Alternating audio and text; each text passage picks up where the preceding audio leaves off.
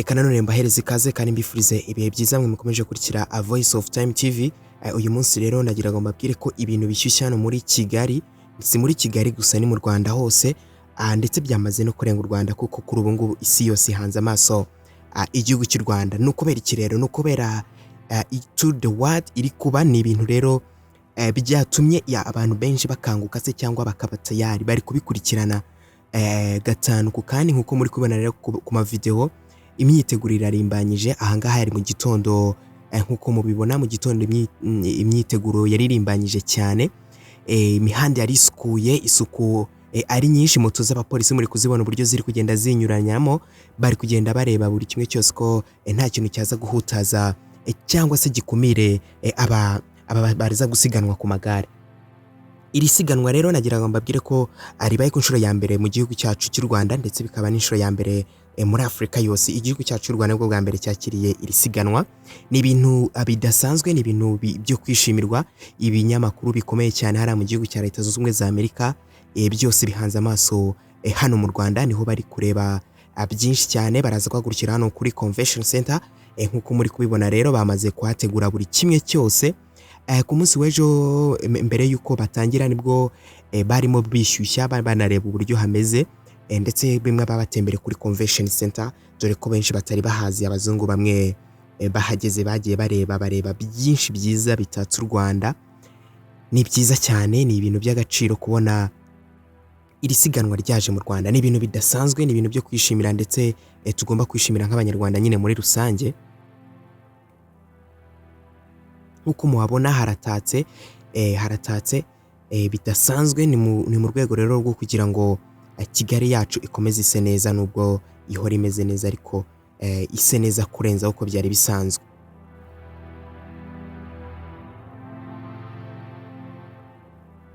Ni imodoka nyinshi zateguwe zigiye gutangira rero guherekeza abaza gusiganwa.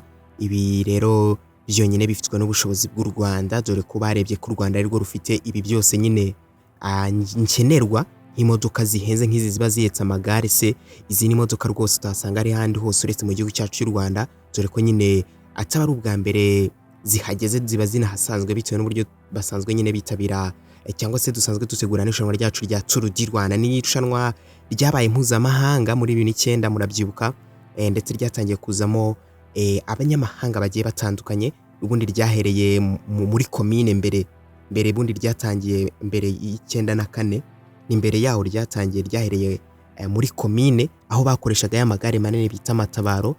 Gusa bitewe na leta nziza tuza kubona ko imikino nayo burya yahabwa agaciro kandi bigahabwa intera nini. Nibwo Tour du Rwanda yaje kwamamara rero, nyuma yaho His Excellence Paul Kagame amaze kubishyiramo uruhare, iba international, kugeza abazungu benshi cyane bagiye baza mu Rwanda, bakaza muri Tour du Rwanda babaje guhangana mu masiganwa. Gusa rero icyo wamenya kuri isiganwa rero ry'isi ni isiganwa rizamara hafi ibyumweru, ndetse dore ko banafunze n'amashuri yo muri Kigali kuri ubu ngubu kugira ngo bataza guteza akavuyo. Bamaze kuyafunga kuri ubu ngubu, bari mu ngo zabo cyangwa se bari no kubikurikira live, ndetse cyangwa se no muri stade anga nyine muri arena batangira irushanwa niho rigiye guhera, kugira ngo bahaguruke bagende.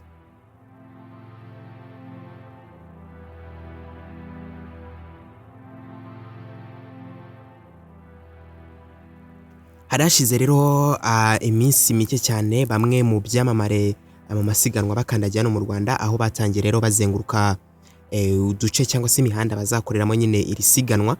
Batangiye bahazenguruka ari benshi cyane, bareba rero imihanda uko imeze uko igitandukanye, ndetse murabibona hano abaturage b'u Rwanda bari babishimiye cyane. Bari babarangara byo ko bari bageze no mu cyaro, bari barimo bagenda bareba uko imihanda bazanyuramo uko izaba imeze. N'imyitozo niko yari imeze, gusa imvamutima yo ni nyinshi cyane ku banyarwanda, ndetse n'abanyamakuru, ibitangazamakuru ni byinshi cyane. Ibitangazamakuru bikomeye ku isi yose byamanutse biza hano mu Rwanda. Ni ibintu byo kwishimira nk'igihugu cyacu cy'u Rwanda, ni ibintu byiza cyane.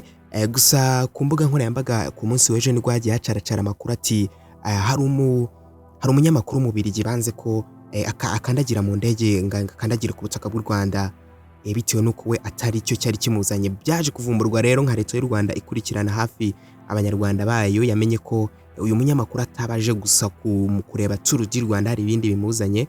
Ni inkuru yakunzwe kuvugwa n'ibinyamakuru bigiye bitandukanye.